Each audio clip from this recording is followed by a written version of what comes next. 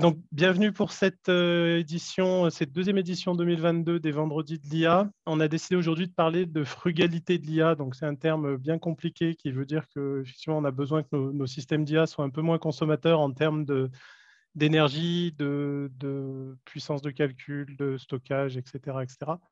Et on a invité pour ça deux personnes à parler, deux sociétés. Donc, la société Inventis, dont Cyril François est le représentant aujourd'hui, et également la société Greenwaves Technologies, dont Martin Krum est le représentant. Donc l'idée, c'est que chacun nous parle un peu de sa vision de la frugalité et des solutions qu'il déploie et qu'il met en œuvre de l'IA. Chacun à peu près une vingtaine de minutes. Et pendant ce temps-là, n'hésitez pas à poser des questions dans le chat, questions que nous prendrons à l'issue de leur présentation. Donc Cyril, peut-être si tu veux partager ta présentation. Sûr. Il va falloir que tu retires ton partage d'écran. C'est fait. Voilà, Normalement, c'est bon. Confirmer que vous voyez correctement la présentation. C'est bon pour vous, vous voyez? Elle arrive, je crois.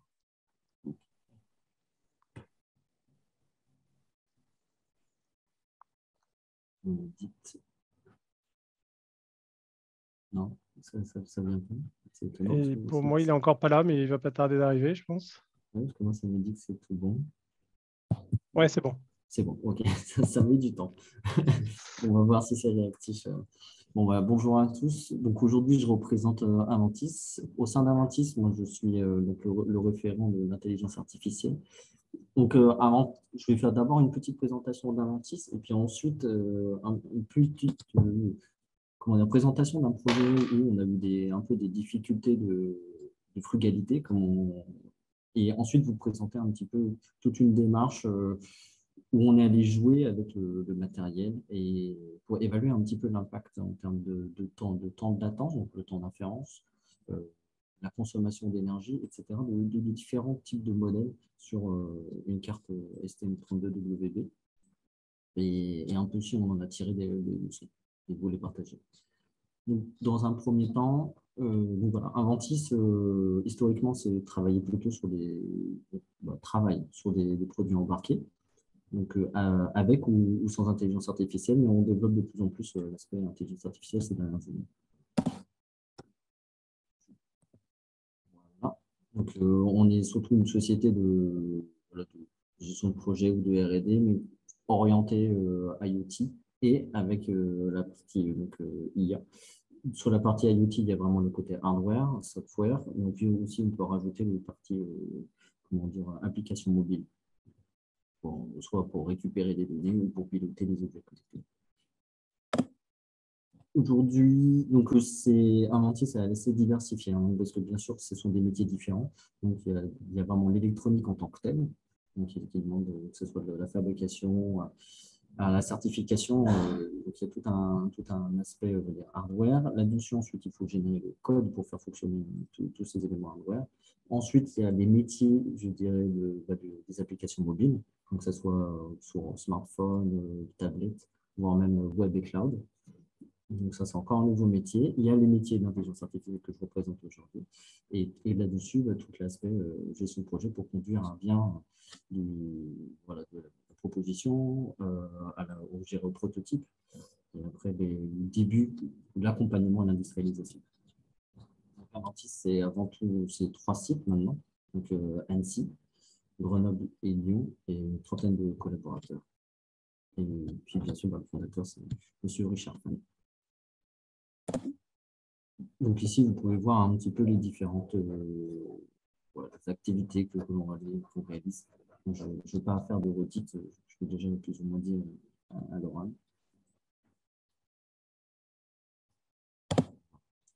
Donc je vais aborder le sujet de la frugalité de l'IA. Alors je le résume un petit peu. Pour moi, aujourd'hui, souvent les microcontrôleurs que j'ai utilisés, c'est comme un triptyque taille, temps, donc principalement temps d'inférence, et consommation d'énergie, parce qu'on est sur des produits qui sont sur batterie. Moi, sur ce que je vais vous présenter, c'était un produit sur batterie. Et on a souvent des problématiques d'énergétique pour en fait, la durabilité du fonctionnement du produit en tant que tel. Donc, on n'est pas dans un cas où en réalité on est connecté, par exemple, on est en filaire et on a de l'énergie, puis on veut réduire la consommation d'énergie parce que c'est un coût. Peut-être que dans l'industrie 4.0, même si tous nos capteurs seront connectés en filaire avec de l'énergie, il y aura peut-être des problématiques de coût d'énergie. Aujourd'hui, on en parle, hein, parce que les coûts d'électricité augmentent sans arrêt. Nous, on est sur une problématique avant tout d'assurer le service le plus longtemps possible en étant sur batterie. Alors, avant d'aborder comment dire, voilà, un peu l'expérimentation qu'on a réalisée avec la carte, c'est sur cette taille, la consommation et le temps d'inférence. Je vais revenir un petit peu quand même sur la méthodologie du data scientist pour l'embarquer. Si jamais, pour le public qui sont présents ici, ne sont pas habitués aux aspects embarqués, mais qui connaissent déjà le métier de data scientist. Parce qu'il y a quand même des éléments supplémentaires, que ce soit avant la génération des données ou sur la validation. La plupart du temps, quand on parle aujourd'hui de data scientist ou de machine learning, ce qu'on peut trouver, c'est d'abord, on a accès à des données. Donc, il y a tout le travail, les données existent déjà, soit ce sont par exemple sur les réseaux sociaux ou sur des données commerciales, ou des profils, ou que sais-je, ou géographiques. On a des données, les images, elles sont présentes, tout ça. Donc, ce qui est un des principaux travail, c'est d'abord de faire la mise en forme, de nettoyer les données, les labelliser, que ça soit fait correctement. Par exemple, une image avec une tête de chien, soit bien labellisée chien. Une autre avec chat, bien labellisée chien. Et éventuellement aussi aller chercher, voir si on peut, s'il y a des outils statistiques qui permettra bien la discrimination des données entre elles. Non, ça, c'est l'aspect traitement de données, même si la donnée existe déjà. Et à partir de ça, on vient faire des choix de modèles. Il existe aujourd'hui tout un tas de différents modèles, soit on peut appeler les modèles classiques, comme Random Forest, SVM, Live Bayésien, et des modèles, je dirais, de deep learning, donc, que ce soit des réseaux denses, donc les MLP, les multi-layer perceptrons, ou encore les CNN, donc les convolutional neural network. Aujourd'hui, ce qu'on parle beaucoup, c'est de transformers. Là-dessus, une fois qu'on part sur ces modèles, il y a tout un travail aussi d'optimisation des hyperparamètres qui encadrent le modèle. Et puis ensuite, une étape de validation. Souvent, on fait ce qu'on appelle le train test split. Donc, on prend une partie des données pour entraîner le modèle. On prend une partie des données que l'on avait au départ, mais que le modèle n'a jamais vu. Et on vient évaluer si le modèle fonctionne correctement sur ces données. Et en fonction des résultats, on peut reboucler. Soit on manque de données, par exemple, pour un certain type on regarde nos résultats, peut-être sur un certain type de données, on est mauvais. Donc, quelqu'un, on peut repartir à la pêche de données pour robustifier notre modèle. Donc ça, je dirais, c'est le b.a.-ba du métier de data scientist. Quand on fait de l'embarqué, en fait, on rajoute des éléments supplémentaires. C'est que moi, dans mon métier, je travaille donc avec des personnes qui font de hardware. Et la question de la donnée, elle est primordiale, de sa qualité, aussi de son séquençage. Donc on a la fréquence, par exemple, à laquelle les données sont réalisées. Tout cela, en fait, ça dépend énormément du matériel de collecte de données, du capteur. Donc là, il y a tout un travail supplémentaire, des contraintes supplémentaires, que ce soit des contraintes de coût, que ce soit des contraintes de performance, des contraintes d'intégration, parce que selon que l'on ait de l'espace, si jamais on a un mètre cube pour mettre et où on veut, dans une pièce ou sur une machine, on peut mettre un capteur, il n'y a pas de problème. Si par contre, on est vraiment très limité dans l'espace ou sur une surface qu'il faut un capteur très petit, voilà, ça va nous imposer d'autres contraintes. Donc là, il y a toujours un aller-retour entre les personnes qui s'occupent de hardware et les personnes qui s'occupent de l'IA pour faire un choix, je dirais, des compromis. Donc là-dessus aussi, il va falloir travailler vraiment des protocoles d'acquisition de données. Est-ce qu'on est sur du filaire? Est-ce qu'on est sur du non-filaire? Donc, déjà tout un travail rien que pour obtenir la donnée. Puis ensuite, on arrive bien sûr sur le traitement des données. Et ensuite, la génération de modèles. Et enfin, on peut aborder la partie de validation des données. Dans notre cas, il y a la partie, on peut faire la validation comme on fonctionnerait sans l'aspect embarqué, c'est-à-dire on va prendre le train test case, comme je disais. Mais en fait, on remarque la plupart du temps, quand on est embarqué, il y a toujours des variables, des éléments, que ce soit si jamais le capteur il est en interaction avec un humain ou dans une usine, il y a peut-être des problèmes de température, des problèmes de vibration, des problèmes de son, selon le type de capteur, qu'on n'a pas forcément pris en compte ou qui n'ont pas été perçus au moment du début du projet ou lors du projet. Et c'est toujours bon de s'assurer que le modèle, une fois en place dans un environnement qui peut varier, donc que ce soit de température, de bruit, de vibration, en fait, il soit toujours fiable. Donc, on peut tester le modèle sur ordinateur, sur un banc de test, mais c'est toujours aussi bien vraiment de le tester en conditions. Et de même, après, on peut reboucler. Voire même, on est arrivé sur certains projets en fait, à faire tout un cycle et on a dû changer en fait, de capteur parce qu'on s'est aperçu qu'en fait, on avait fait trop d'économies sur le choix du capteur pour obtenir en fait, les informations nécessaires à discriminer en fait, des cas de bon fonctionnement ou de mauvais fonctionnement. Voilà. Et c'est toute une problématique aujourd'hui qu'il faut intégrer. Donc ça, c'était un rappel. Alors, le cas d'étude que je vais vous présenter, c'est un cas d'étude assez simple. D'ailleurs, voilà, c'était l'idée de créer en fait un drapeau connecté pour en fait venir à la fois, c'est un juge par exemple sportif, qui venait pouvoir réaliser des gestes avec le drapeau. Et en même temps, on voulait calculer, récupérer déjà le geste, donc savoir détecter quel geste il avait réalisé. Est-ce qu'il avait fait un geste? Oui ou non. Une fois qu'il avait fait un geste, c'était de déterminer quel type de geste il avait réalisé et pouvoir comptabiliser automatiquement le nombre de points qu'il avait attribués pour une performance. Et on avait donc pas qu'un juge, mais on avait une multitude de juges. Et il faut s'assurer que toutes ces prédictions-là, en même temps, se fassent correctement. Donc, à partir de ce drapeau-là, on envoyait l'information. Donc, le calcul se faisait directement en embarqué. Donc, le drapeau fournissait juste l'inférence de quel est le geste qui a été réalisé.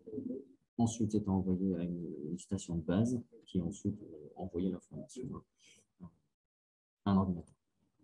Là, ce qui était important pour nous en termes de contraintes, c'était le temps d'inférence. C'est-à-dire qu'à la fois, il fallait saisir la bonne fenêtre du geste. Donc, on était toujours sur des fenêtres glissantes qui permettaient de capter le geste. Et une fois qu'on avait capté ce geste-là, il fallait s'assurer de créer une inférence suffisamment rapide pour pouvoir, quelque part, inférer à l'étape d'après. Donc, là, pour le coup, la contrainte de l'inférence était très importante. Donc, dans notre cas, comment ça se passe? On restitue un petit peu notre bloc de fonctionnement de machine learning, donc obtenir des données, les traiter, puis après faire la prédiction à partir des modèles. Ici, on avait des données avec le STM32WB et un IMU et un gyroscope. Vous pouvez voir au centre un peu la nature des données. Donc, sur la figure du dessus, j'espère que ce n'est pas trop petit pour vous. C'est les données d'accéléromètre où on peut voir en fait la préparation d'un geste, le geste qui est réalisé et le geste fini. Et en dessous, les valeurs du gyroscope, à chaque fois sur ces trois axes. Ça, ce sont les données de base. Et ensuite, là, on a, je vous montre un peu la variabilité des gestes que l'on peut avoir, plutôt des signaux, sur trois gestes différents. Donc là, on a ce qu'on appelle les gestes communs, donc c'est du random. Là, on a des gestes caractéristiques qui représentent combien un certain nombre de points. Encore un autre geste caractéristique. Et enfin, un dernier aussi geste caractéristique, sachant que notre modèle devait discriminer correctement ces quatre types de catégories. Souvent, là, ce que l'on réalise, c'est que vu qu'on a des signaux qui sont transitoires, courts, soit on peut utiliser des aspects, si on avait beaucoup de puissance de calcul, peut-être qu'on serait allé sur des choses comme des ondelettes qui permettent vraiment de capter des signaux vraiment transitoires.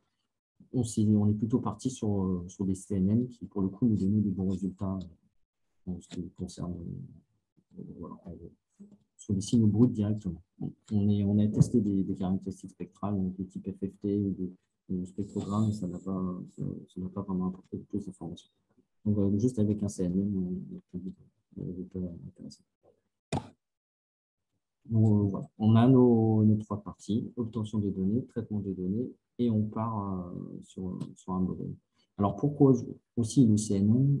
C'est que là, il faut savoir qu'on va embarquer un modèle sur une puce où on est limité en taille. Il ne faut pas que notre modèle il dépasse plusieurs kilobits. Donc, on est vraiment limité sur le type d'architecture qu'on peut proposer. Vous allez voir d'ailleurs en termes de neurones, ce que je vais vous montrer, c'est très limité. Donc, nous, ce que l'on peut faire dans notre cas, pour à la fois évaluer la consommation d'énergie et aussi l'espace que ça occupe, etc., c'est on peut générer notre modèle. Donc, à partir des données, on peut utiliser ces différents outils pour générer ce modèle-là. Soit on va utiliser ce qu'on va appeler les librairies comme TensorFlow, PyTorch Mobile, et après on peut passer par des parseurs, comme si on utilise du STM32, par exemple des outils de ST, on peut passer par STM32 CubeAI qui va en fait prendre le modèle et créer tout le code autour pour nous faciliter la tâche à l'intégration dans la puce. Sinon, il y a des solutions comme NanoEdge Studio qui, pour un microcontrôleur donné, en fait, on a juste à lui donner les données et puis il s'occupe de faire tout l'ensemble des étapes. Même si c'est un peu moins facile de maîtriser exactement tout ce qui se passe. En tout cas, pour un utilisateur qui n'a pas besoin de toucher à grand-chose, ou si les signaux sont assez simples ou très répétitifs, ou avec des motifs très clairs, c'est très pratique. Et il y a des solutions pour faire du prototypage, je dirais, assez rapide aujourd'hui sur peut-être des cas assez simples qui permettent de réaliser des modèles assez rapidement, comme NGPus avec une interface graphique. Il y a beaucoup moins de code. C'est déjà un peu décrit. D'ailleurs, il faut savoir que Engine Plus, par exemple, utilise des librairies comme TensorFlow Lite, qui est une librairie qui est vraiment beaucoup utilisée par les fournisseurs de solutions. Alors, contraintes induites, on va rentrer dans le vif du sujet. Là, on a vu à peu près la nature des signaux, on a vu à peu près nos outils. Maintenant, on va générer nos modèles. Quel modèle et quel taille ils peuvent faire et comment on va flasher, comment on rentre dans le vif du sujet de ces questions sur la feuille de. Alors, je vais juste préciser un petit peu la structure du modèle parce que je vais faire varier des choses. L'idée, c'est de vous montrer en fait l'impact de la taille du modèle sur quand on vient flasher en fait le modèle sur le microcontrôleur et voir voilà, son aspect, l'occupation de mémoire, la latence d'exécution et l'énergie consommée. Ce qu'il faut juste, ce que vous sachiez, c'est que les performances, tous les modèles que je vais vous présenter en fait obtiennent les mêmes performances de prédiction. Mais pour l'exercice, on est allé faire varier voilà, des couches, la taille d'une couche cachée, le nombre de couches cachées, ou encore le typage. Soit on est en float 32, soit on est en entier. Ou encore augmenter le nombre d'entrées. Est-ce qu'on est juste sur 3 axes, donc juste avec l'information de l'accéléromètre, ou est-ce qu'au contraire, on vient faire venir plus d'entrées avec l'accéléro et le gyro. Donc le modèle de base que je vais vous présenter, c'est une couche de convolution avec juste 20 filtres, une couche de cachée de dense avec N neurones, que je varie principalement entre 32 et 128. Et voilà, je vais aussi rajouter un moment une deuxième couche qui sera de la même taille que la couche précédente. Et on va voir comment un peu le microcontrôleur va réagir. Alors, bien sûr, pour évaluer tout ça, j'utilise un outil qui s'appelle OTI, donc de Coitech, qui me permet de voir, donc on vient se connecter à la carte électroniquement. Et on peut comme ça suivre à chaque étape en fait, de la prédiction la consommation de la carte. Donc, dans notre cas, on aurait pu très bien regarder vraiment que la consommation du micro, mais bon, là, c'était pas très pratique. On a bien regardé la consommation de la carte dans sa globalité. Et voilà, ce que l'on peut faire, c'est se connecter pour regarder un log. Comme ça, on peut bien se repérer dans le profil de consommation d'énergie où on est. Et puis, avec le temps d'inférence, on va regarder la consommation de l'inférence au regard de la consommation basique.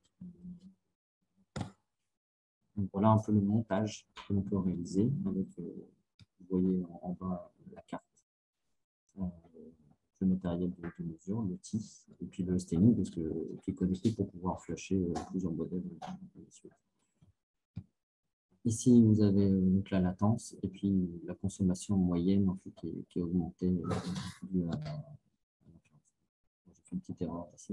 C'est plutôt l'augmentation ici. Et voilà, par exemple, deux types de profils que l'on peut voir. C'est comme ça que j'ai pu travailler. Là, ici, vous avez un profil pour 64 neurones, deux couches, et ici, 128 neurones, deux couches. Bon, j'ai choisi ces deux modèles-là parce que les couleurs étaient jolies sur le titre. Donc, ça se voyait bien sur la présentation. Alors, je passe au résultat. Alors, ce que vous pouvez voir là, c'est deux figures. Sur la première figure, vous voyez l'espace occupé par le modèle flashé. Et il n'y a pas que le modèle flashé en soi, hein. Il y a tout aussi un ensemble autour du modèle. Je n'ai pas pu mesurer exactement la taille du modèle qui était flashé en tant que tel. Il y a tout un enrobage autour. Mais ce qui est intéressant, c'est plutôt la variation de l'espace. Et en ordonnée, sur la première figure, vous avez la latence. Donc, quand je dis latence, en fait, c'est le temps d'inférence. De l'autre côté, vous avez le même exercice, mais vous avez l'énergie. Et on voit qu'il y a quand même des hautes corrélations entre le temps d'inférence et l'énergie. Donc, ce n'est pas forcément une surprise. Par contre, il y a quelques surprises. Je vais plutôt commencer par ce qui n'est pas une surprise. C'est aussi le float. C'est-à-dire d'avoir des flottes 32 par rapport à des entiers, puisque les flottes 32 ont plus d'espace. C'est normal qu'ils prennent beaucoup plus d'espace que des entiers. C'est-à-dire qu'on fait un modèle en flotte 32 par rapport à un modèle en entier, voilà, on réduit drastiquement la taille du modèle, du moins flashé, sur la table d'occupation de disque sur le microcontrôleur. Par contre, là où on a des petites surprises à la mesure, c'est au regard de la consommation d'énergie, comme d'ailleurs la latence, c'est que si sur les petits modèles, on voit une très grande différence, si on regarde juste un modèle avec la couche de convolution et 32 neurones, on voit qu'on peut quasiment doubler le temps d'inférence sur les petits modèles, mais plus on grandit, plus on s'aperçoit, que ce soit un modèle de float ou un modèle d'entier, plus en fait on vient converger à quelque chose de similaire. Alors, je ne pourrais pas vous montrer d'autres points au-delà de 128, parce qu'en fait, j'arrive aux limites de possibilités d'occupation du microcontrôleur, de l'espace flash. Donc, je n'ai pas pu tester si jamais on a ce même comportement linéaire ou est-ce qu'on casse la linéarité à un moment donné sur ces figures. Qu'est-ce que l'on peut dire aussi, deuxième chose qui est intéressante, c'est que si jamais on vient utiliser plus d'entrées pour un même modèle, parce que là, dans le cas, on peut, pour un modèle similaire en termes de couche convolution et de couche cachée, si on utilise plus d'entrées, on a une consommation d'énergie et un temps de latence en fait, qui augmente, mais c'est à peu près constant. Alors, du moins, sur l'énergie, c'est constant. Sur la latence, là, on voit qu'il y a une petite variabilité, mais je ne saurais pas vous dire si c'est constant ou voilà. En tout cas, on voit qu'on a une augmentation du temps, mais ça ne vient pas non plus d'exploser le temps. Par contre, là, ce que je peux vous dire, c'est que les couches cachées, si vous en mettez de façon successive, sachant qu'en plus, quand vous rajoutez des neurones, vous rajoutez les poids des neurones, mais aussi les poids des interactions entre les neurones. En fait, là, vous avez quand même un impact important sur l'occupation de la mémoire flash, mais aussi de la consommation. Là, j'ai essayé de représenter un peu les résultats voilà, plutôt de représenter les résultats selon les neurones et non pas sur l'occupation de la mémoire flash. Et les conclusions sont les mêmes. Alors, une fois qu'on a observé ces résultats-là, on peut faire quelques recommandations. C'est déjà, en cas de puissance vraiment de calcul limité, nous, on avait un cas, c'était la latence était un paramètre critique. Là, je vais pouvoir montrer, on a des latences, par exemple, qui montent au-dessus de 120.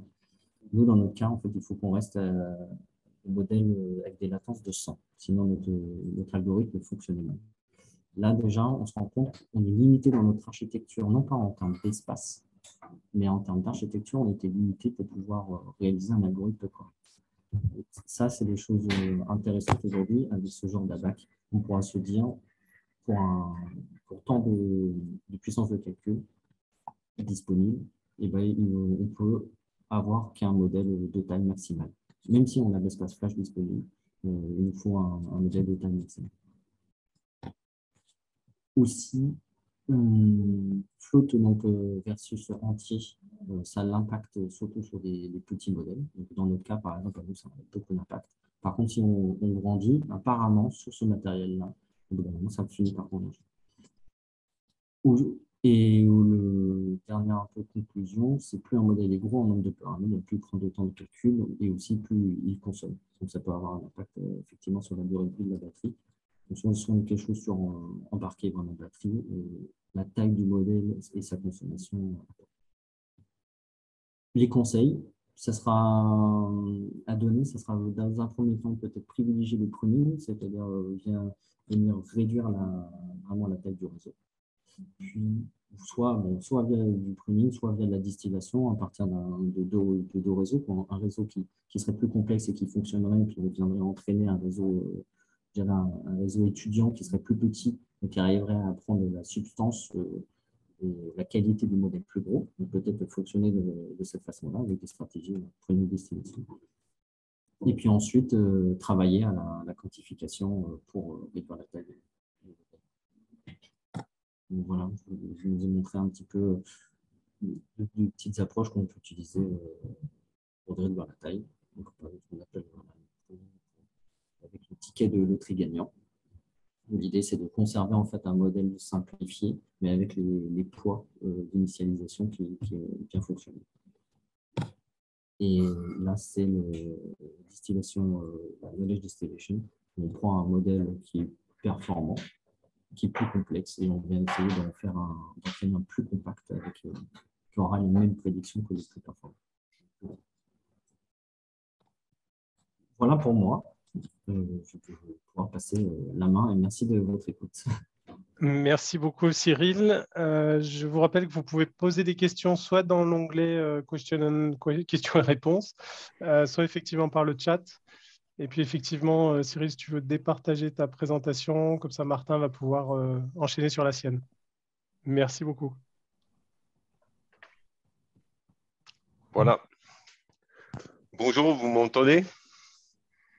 Oui, très très bien. Super. Alors, moi, en fait, je vais suivre Cyril avec un sujet qui est plus concret autour d'un vrai un puce qui est vraiment dédié sur le sujet que Cyril était en train de parler et parler de GreenWaves. GreenWaves, c'est une société qui est un concepteur de puces vraiment spécialisé sur le domaine que Cyril parlait dessous. Ça veut dire tout ce qui est l'IA, DSP dans des objets qui sont très, très contraints en termes d'énergie, normalement sous batterie. On a 7 ans, on est basé à Grenoble, on a 40 personnes, mais on a aussi des bureaux à Bologne, en Italie, en Shanghai, en Chine et des présences ventes un peu partout dans le monde. On a un produit qui qui est déjà dans le marché. Je vais vous montrer un exemple d'un produit qui a été créé avec ce produit, qui s'appelle GAP8.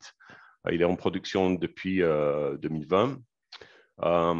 Nos designs sont basés sur une architecture de cœur qui s'appelle RISC-V, qui est une architecture, un ISA, source ouverte. Et GAP8 était une des premiers produits qui vraiment était basé sur RISC-V et rendait cette architecture visible aux clients. C'est une architecture qui a été beaucoup utilisée pour les microcontrôleurs qui sont un peu embarqués dedans des designs et pas très visibles par les clients. Et c'était aussi une des premiers produits qui vraiment était dédié à cette problématique de ce qu'on appelle maintenant du TinyML.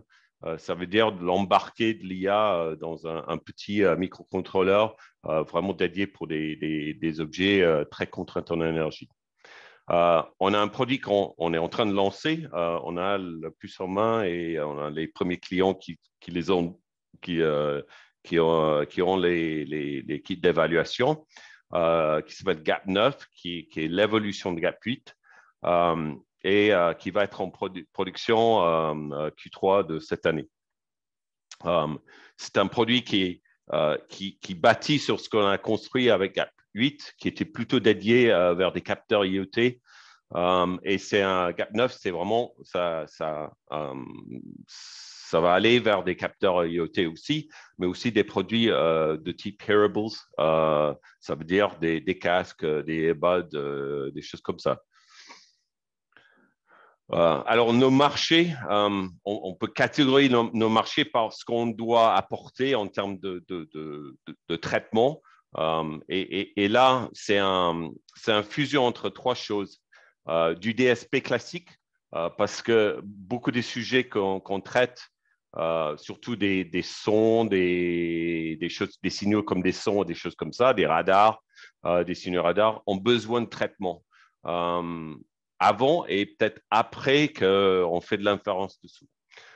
Aussi, on a tout ce qui est DSP, très basse latence. Pour des sujets comme le Active Noise Cancellation, ça veut dire l'annulation de bruit, et où on a besoin d'un traitement, peut-être échantillon par échantillon, à très, très basse latence pour pouvoir, en fait, être dans les contraintes de cette application. Et finalement, tout ce qui est réseau neurone. Et ce que nous, on traite, c'est un peu l'intersection de toutes ces choses.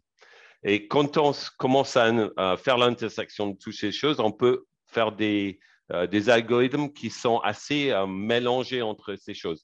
Par exemple, si on a une solution d'ANC qui demande du DSP basse latence, on peut peut-être adapter le filtrage ANC avec un réseau neurone qui va plutôt regarder l'environnement auditif de son que l'ANC travaille dedans.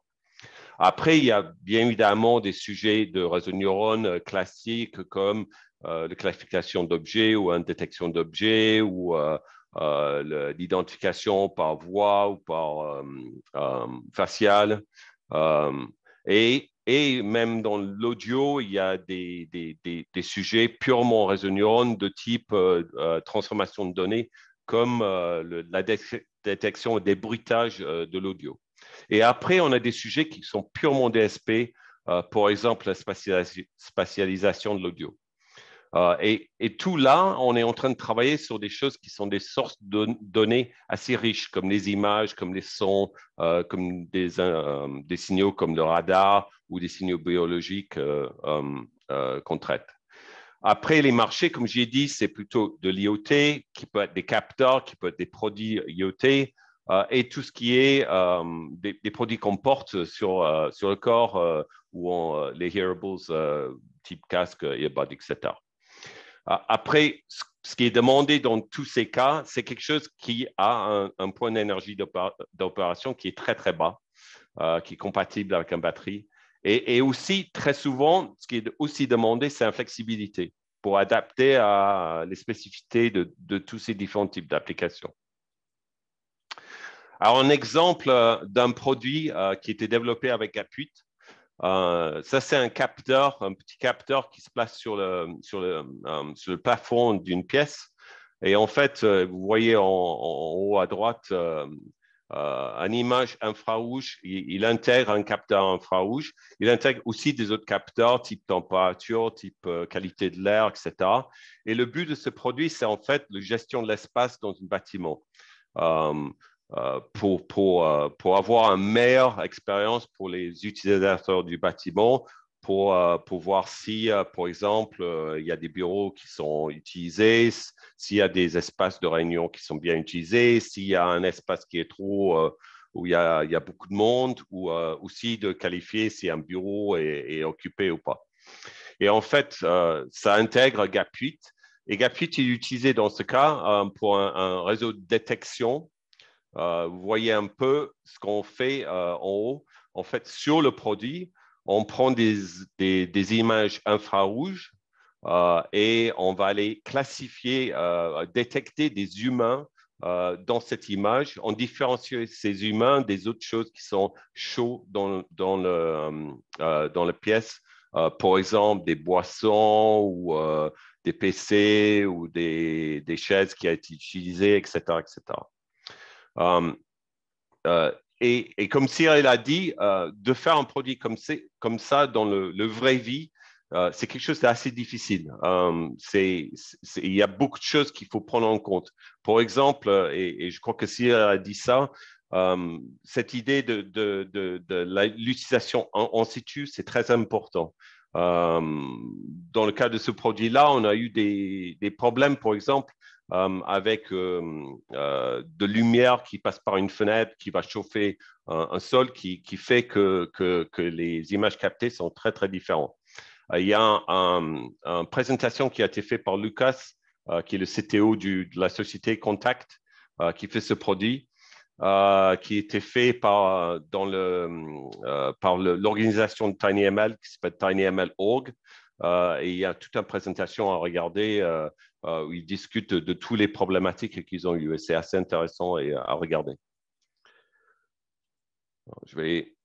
Alors, GAP 9, je vais passer un peu sur GAP 9, regarder un peu l'architecture et comment on résout certains de ces problèmes.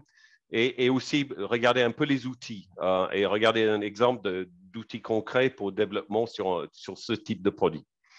Alors, GAP 9, c'est un tout petit puce.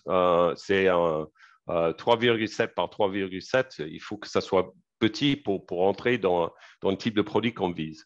Et c'est vraiment un mélange d'une unité de traitement qu'on appelle un Smart Filtering Unit, qui est quelque chose qui traite des signaux dans le domaine temporel, échantillon par échantillon, avec une très, très basse latence. Ça veut dire une latence qui permet de traiter un signal à 668 kHz en temps réel, échantillon par échantillon. Après, on combine ça avec un cluster, un compute cluster multicœur avec un mémoire partagée qu'on utilise pour du DSP général. Et c'est une approche assez différente qu'un DSP classique qui utilise normalement des approches type VLIW. C'est vraiment un cluster, comme un compute cluster sur un gros cluster HPC. Mais dans un petit MCU. Et finalement, on associe à ce cluster une unité de traitement spécifique pour des problématiques réseau de neurones, type convolution, type couche linéaire et tout ce qui est matmul pour transformer, etc. Tout ça avec un point d'opération qui est dans les milliwatts et microwatts. Et avec une flexibilité qui fait que c'est assez facile à programmer parce que c'est une architecture assez homogène. Je vais aller un couche en dessous de ça avec un petit sommaire de l'architecture. Je ne vais pas aller longtemps sur cette slide.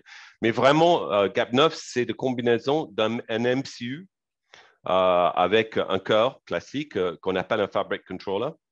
Un contrôleur de périphérique qu'on appelle un micro-DMA, qui est vraiment un DMA programmable qui vraiment sont des canaux de DMA par interface très programmable et très autonome. Ça veut dire qu'on peut juste avoir cette partie-là qui est active pendant qu'on capte des données.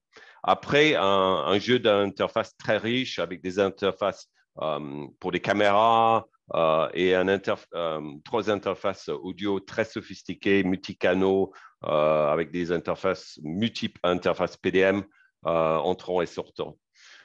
Après, un espace de mémoire qui peut être gros, qui peut être vu comme gros pour un MCU, mais assez petit pour quelque chose qui traite des réseaux de neurones, et des interfaces externes pour des mémoires externes, basse conso, LPDDR, qu'on peut avoir des canaux pour des paramètres qui sont externes. Aussi un espace interne non volatile qui est en fait de l'EMRAM de 2 mégas. Et après, on a à droite le cluster, comme j'ai dit. Alors, le cluster, c'est en fait 9 cœurs avec une architecture mémoire partagée où tous les cœurs vont avoir cet espace mémoire très rapide. Et ces cœurs sont des cœurs libres. Ça veut dire que chaque cœur a son propre compteur, program counter, et est capable de traiter quelque chose dans une façon autonome. Et on peut les utiliser pour paralyser les algorithmes. Et il se fait qu'en fait, la plupart des choses dans les réseaux de neurones sont en fait très, très paralysables. Mais on a plein de différentes stratégies de paralysation qu'on peut utiliser dans ces cœurs. Et on gère tout ça en hard pour avoir une paralysation qui est très, très efficace. Après, on associe à ça cet accélérateur qui peut en fait être pratiquement un boucle interne pour tout ce qui est réseau convolutionnel ou réseau de neurones, où on peut lancer une tâche sur cette processeur, mais après, si on a besoin de flexibilité dans un certain type d'activation ou un certain type de pooling ou quelque chose comme ça, on peut en fait jouer entre l'accélérateur et les cœurs parallèles et vraiment accélérer quelque chose. Alors, pourquoi le parallélisme? Parce que ça nous donne un speed-up, bien évidemment, sur l'algorithme, mais on ne va pas utiliser cette speed-up pour en fait aller plus rapidement. En fait, on va utiliser cette speed-up pour réduire la fréquence. Et Cyril a mentionné ça un peu. Réduire la fréquence, ça nous aide, de la puce, mais encore plus, réduire la fréquence, ça nous permet de réduire la tension sur les cœurs. Et ça nous donne un bénéfice quadratique en termes de conso. Alors, on va utiliser cette capacité de faire beaucoup de traitements dans une basse fréquence pour vraiment donner une capacité de faire ce traitement assez massif d'informations à une très basse consommation.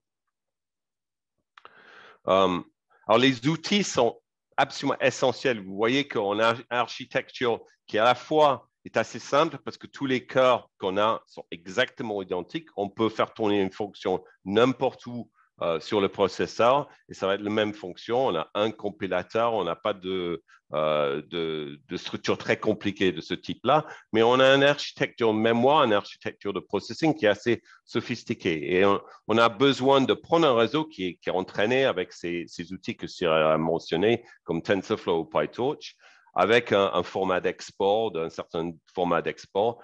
Et ce qu'on va recevoir, c'est en fait, et ça c'est quelque chose de très, très simplifié pour montrer un peu les enjeux, on va avoir quelque chose avec un ou plusieurs inputs, avec beaucoup de paramètres, des constants, avec des opérateurs qui vont soit être des opérateurs assez complexes, type matmul, conv, etc., ou des opérations qui sont des opérateurs un peu piecewise mathématiques, comme des activations, des fonctions d'activation. Et finalement, on va produire un ou plusieurs outputs. Et on peut avoir des boucles dans ces opérations. Alors, quels sont les enjeux? Les enjeux, c'est, premièrement, comment est-ce qu'on va optimiser tout le mouvement de ces constants autour du structure de mémoire, parce qu'on va avoir des constants au début dans du flash. Il faut les bouger et les ramener le plus près possible des cœurs pour faire le traitement au moment qu'on a besoin d'eux. Et après, les évacuer quand on n'a pas besoin. Après, il faut prendre ces opérations et en fait, avoir des implémentations très efficaces qui utilisent tous les ressources qui sont dans la puce. Après, on a des opérations qui sont peut-être plus simples, qui sont moins un enjeu de niveau performance, mais qui sont un enjeu de niveau flexibilité, parce que tout le monde va utiliser différentes versions et il faut que là, on est capable de faire une implémentation efficace de ces opérations. Alors, on va utiliser une stratégie qui est un peu un mélange de quelque chose qui est écrit par main et quelque chose qui est compilé ou automatisé. Après, il peut y avoir des situations où ces opérations peuvent être mises ensemble et exécutées dans un seul mouvement de mémoire ou un seul pipeline de mémoire. Et finalement, on a un output qu'il faut exporter et mettre dans le bon endroit.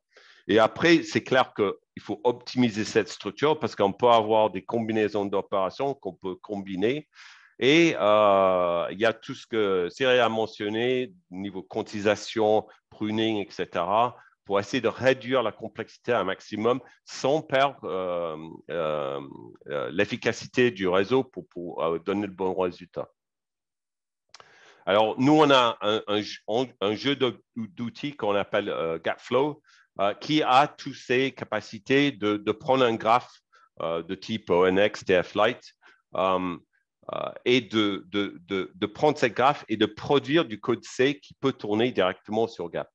Et certaines des choses qui sont importantes dans ça, c'est la couverture en termes de grandes quantités de différents types d'opérateurs qu'on peut traiter, de type convolution, RNN, etc., mais aussi de tout ce qui est post-processing et pre-processing DSP de type FFT, MFCC, du SSD pour la détection, etc. Après, on a un compilateur d'expression qui prend tout ce qui est petite opération et produit des noyaux en C dans une façon automatisée. Cyril a mentionné quantisation. Nous, on traite beaucoup de différents types de quantisation et c'est une des efficacités dans GAP 8 et GAP 9, c'est notre capacité de traiter du FP16, c'est du flottant en 16 bits, soit en IEEE, soit en bfloat 16, qui est une version de float 16 qui donne plus de dynamique mais moins de précision, qui est utile. Et toutes ces possibilités de quantisation nous permettent d'aller vers le meilleure performance sans perdre l'accuracy du modèle. Alors, en termes de quantisation, nous, on peut aller en dessous de 8 bits. On va en dessous de 8 bits pour les poids, pour en fait avoir moins de mouvements de données et moins de calculs qui se passent au niveau cluster. Et ça, on peut le mélanger entre les différents niveaux, différentes couches du réseau pour permettre en fait, on tire du bénéfice de performance dans des endroits où on a moins besoin de précision dans le réseau. Après, il y a tout ce qui est optimisation de topologie du réseau, comme j'ai dit, pour le rendre plus facile à calculer. Et finalement, et c'est une partie super importante, c'est de pouvoir prendre les résultats et de valider dans toute la chaîne entre l'outil d'entraînement par nos outils jusqu'au target et de pouvoir revenir et valider qu'on a les résultats qu'on voulait. Il y a deux parties de cet outil qui sont les parties les plus importantes. Une qui s'appelle NNTool, qui est une partie qui en fait importe le graphe, fait tout ce qui est mapping entre le graphe et les opérateurs ONX et TF-Lite et nos librairies de noyaux ou des noyaux custom s'ils sont développés par le client, qui peut faire du quantisation, qui peut être soit utilisé comme un librairie Python où on peut contrôler tout le processus de transformation du réseau jusqu'à le faire tourner, récupérer les résultats et valider les résultats dans un script Python qui permet quelqu'un d'être très, très productif dans la façon de produire un graphe. Et ça peut aussi être quelque chose qui est en fait juste un outil de build qui est utilisé dans un build script pour générer ces graphes. Après, on a un outil qui s'appelle le AutoTiler, qui est l'outil qui en fait fait tout ce qui est optimisation la positionnement de tous les paramètres du réseau dans le mémoire de Gap. Que ce soit le mémoire externe, que ce soit du mémoire interne, que ce soit du L1 dans le cluster. Et ça, c'est un outil qui est en fait fait une solution d'un problème. Et le problème, c'est comment est-ce que je peux bouger tous ces paramètres à travers de tous ces niveaux de mémoire dans une façon où je bouge le moins possible. Parce que chaque fois que je bouge quelque chose, je consomme de l'énergie. Et qui découpe le problème dans des sous-problèmes qui sont abordables dans l'espace mémoire donné. Et ça nous permet de traiter des réseaux qui sont assez grands. Nous, on peut traiter des réseaux qui sont beaucoup plus grands que les réseaux que s'il a montré, des réseaux qui peuvent avoir quelques mégabytes, même des dizaines de mégabytes de paramètres. Après, cet outil produit du code C qui est lisible, qu'on peut débugger, qu'on peut compiler et faire tourner, soit sur le puce, soit sur un simulateur de plateforme qui nous donne aussi des informations. Comment est-ce que le réseau est en train de tourner? Est-ce qu'on est efficace dans l'utilisation des ressources sur la plateforme? Finalement, qu'est-ce que ça donne par rapport à un microcontrôleur classique? Ça, c'est des exemples d'énergie où on regarde le meilleur latence qu'on peut avoir ou le meilleur énergie qu'on peut avoir.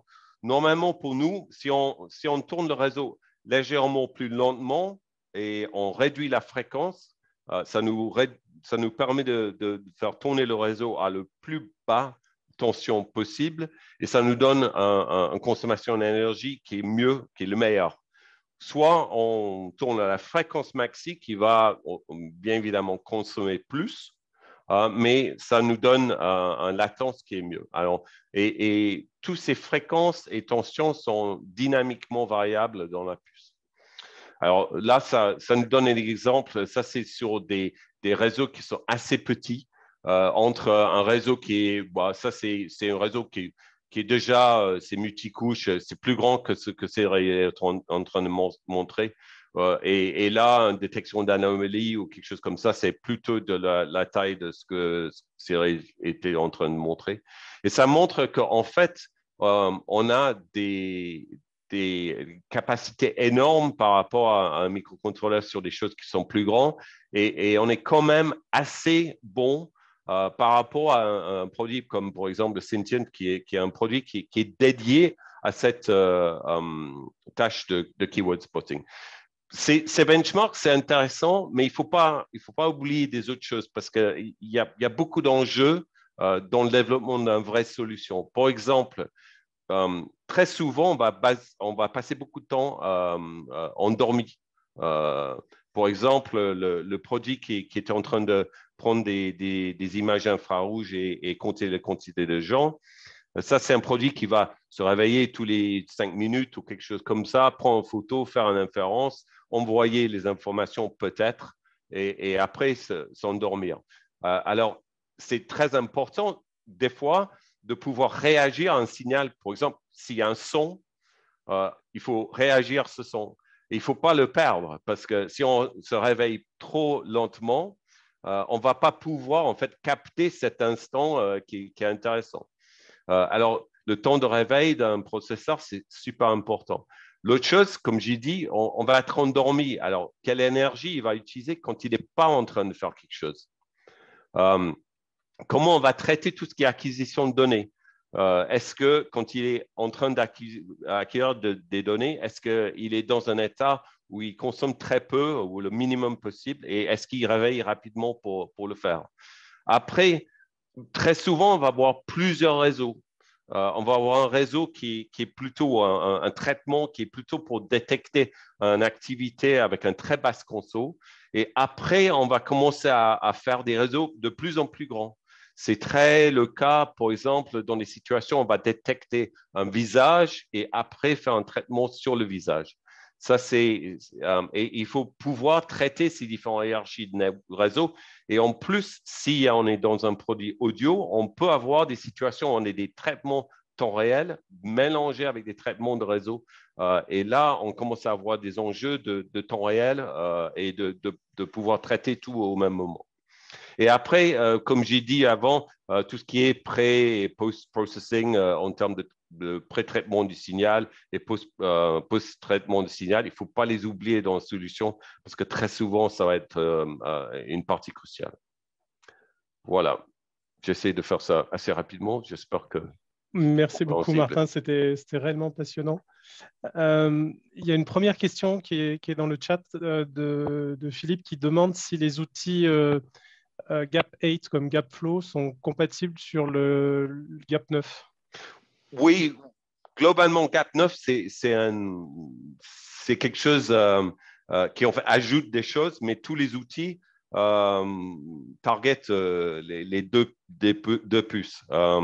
Par exemple, notre SDK, on a vraiment un mode où on dit OK, on veut targeter Gap 9 ou on veut targeter Gap 8, mais c'est le même SDK. Même simulateur, mêmes outils de développement. Merci. Est-ce qu'il y a d'autres questions? Je ne vois pas forcément d'autres questions dans le chat pour l'instant. Moi, j'en ai vu une. Ça aussi, c'était travaillez-vous aujourd'hui sur des problématiques autour du federated learning ou d'adaptation locale des algorithmes embarqués? Moi, pour le coup, je peux peut-être répondre en partie à cette question. Oui, vas-y. Désolé, Alors, je l'avais zappé, je ne l'ai pas vu. c'est la question de Emmanuel Oui, je viens de la voir, oui. Désolé. Alors, moi, je n'ai pas encore travaillé avec du federated learning. Par contre, sur la question de l'adaptation locale des algorithmes, sur l'embarqué, en fait, c'est vraiment, en ce moment, c'est un peu un sujet. Alors, on est en train de travailler en fait à des solutions pour ce genre de choses, en particulier avec tout ce que est renforcement learning. Donc, ça se fait en ce moment, les solutions se développent en ce moment, du moins de notre côté.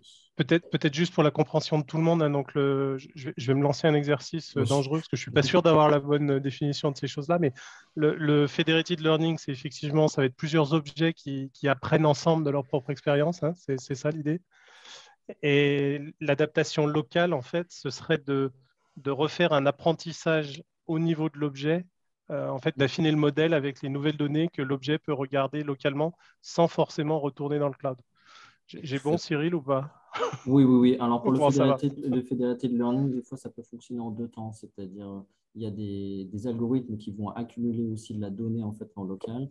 Ils peuvent s'adapter en local eux-mêmes, mais de temps en temps, il y a je dirais une concaténation un petit peu de tous ces apprentissages dans un réseau unique, on va dire parent, qui ensuite vient se redéployer en local. Il y a vraiment un côté va-et-vient.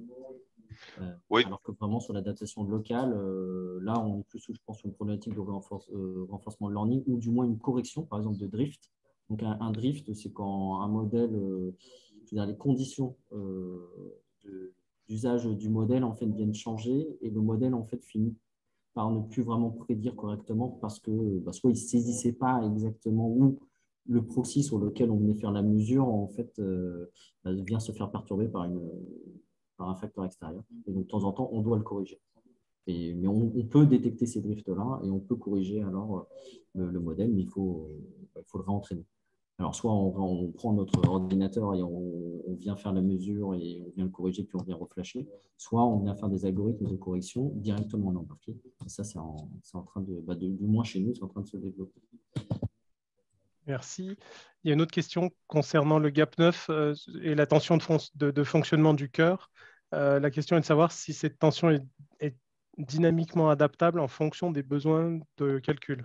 Oui, absolument. Dans des domaines, on a des domaines fréquentiels, plusieurs différents domaines fréquentiels dans le puce et plusieurs différents domaines d'adaptation de tension. Pour exemple, le cluster, c'est un domaine de tension et fréquence. Et ça veut dire que quand ce n'est pas utilisé, c'est éteint. Ça ne consomme rien. Quand c'est utilisé, on peut adapter la tension pour être à la bonne tension pour la fréquence qu'on veut tourner. OK, merci. Est-ce qu'il y a d'autres questions? Parce que je vois le temps qui tourne. Les présentations étaient passionnantes. Je vais prendre le temps effectivement, peut-être qu'une autre question apparaisse pour vous annoncer le prochain webinaire donc, qui aura lieu le 3 juin, donc même horaire, hein, 13h30, 14h30. On aura le plaisir de recevoir Bruno Canitia du groupe Liseo. Et le sujet qu'il souhaitera adresser, partager avec vous, c'est le long parcours d'un cas d'usage de Natural Language Processing. Donc voilà, donc le sujet Natural Language Processing, probablement mise en œuvre de cette chose-là, comment l'ISEO a réussi à faire ça et quelles difficultés ils ont rencontrées ou bonnes pratiques qu'ils voudraient partager avec vous. Une dernière question vient de tomber toujours pour Martin. Donc, quelle puce considérez-vous comme concurrente de GAP 849 ? C'est assez intéressant parce que il y a beaucoup de différentes sociétés qui fabriquent des puces d'accélérateurs de réseaux de neurones à ce moment. Et pour moi, il y a 3 différents groupes. Il y a tout ce qui est data center, entraînement, etc. C'est des gens comme Garfco qui sont plutôt en train de faire la compétition avec NVIDIA. Après, il y a tout un tas de puces qui sont ce qu'on appelle des puces Edge AI, qui en fait sont plutôt dédiées vers des objets qui sont soit alimentés, soit c'est des téléphones, ou c'est sous batterie, mais il y a beaucoup d'alimentation disponible, ou dans les voitures, où clairement, il y a beaucoup de batteries disponibles, sauf si la voiture n'est pas en marche. Là, c'est un cas assez spécifique. Et en après, fait, il y a tout ce qui est... Typiquement, on mettrait des gens comme Calray dans cette catégorie-là. Voilà. OK. Calray ou NVIDIA a des produits qui sont dédiés à ça, un expert a des produits qui sont dans ce domaine-là, etc. Alors après, il y a tout ce qui est Tiny. Là, probablement, notre premier compétiteur, d'une certaine façon, c'est l'ignorance de ce qui est possible. C'est vraiment parce qu'on est vraiment sur la frontière de ce qui est possible et ça, probablement, la première chose, c'est que les clients réalisent que c'est possible et qu'ils commencent à avoir les idées comment l'utiliser d'une certaine façon. Et comme tout startup, on est tôt sur le marché et ça veut dire que il faut faire ce traitement de la possibilité. Là, ça fait 7 ans que maintenant on est en business et on a vraiment des domaines très spécifiques qui sont très intéressants. Domaine audio, spécifiquement, il y a des choses vraiment intéressantes que les gens commencent à faire. Alors là, on va être plutôt en compétition avec des gens qui font des socks Bluetooth ou des choses comme ça, mais qui sont arrivés dans une direction très, très différente à nous. Et avec des capacités de traitement qui sont différentes, avec des architectures qui sont assez hétérogènes et pas aussi homogènes que nous. Ça va être ce type de compétition. Après, il y a des gens qui font quelque chose de très spécifique sur un sujet. Par exemple, un Sentient, c'est sur le sujet vraiment du keyword spotting. Maintenant, il fait un peu plus, mais il vient de là. Alors, ils ont une architecture qui est très dédiée autour de ça, mais pas avec autant de flexibilité que nous. Mais ils sont très bons dans ce sujet-là. Après, on va avoir tous les gens qui expérimentent avec des choses plus difficiles, comme par exemple du spiking, des choses comme ça, des approches analogiques. Encore une fois, le domaine est assez large que nous, on a notre terrain de jeu et je ne vois pas vraiment de compétition qui est directe sur nous en ce moment.